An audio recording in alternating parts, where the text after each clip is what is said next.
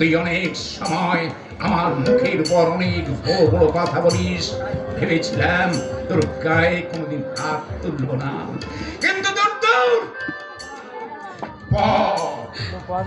পর কখনো আপন হয় না রে, আপন হয় না।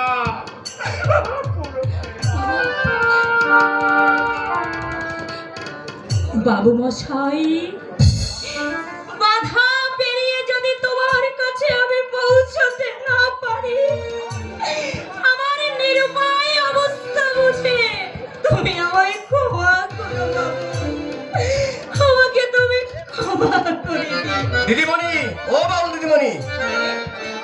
ও আপনি? আর আপনি নয়, তুমি বলবে, আমাকে তুমি উপানন্দ বলেই ডাকবে। আরে তুমি তো আমাদের নিজের মানুষ হয়ে গেছো। কি করে বুঝলেন? একটু আগে ছোট বাবুকে সব কিছু খুলে বলেছে।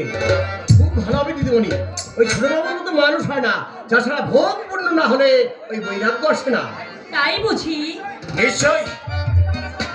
স্বামীর বাসী যখন একবার রাধা বলে ডাক দিয়েছে, ওরা তুমি রাখতে পারবে না।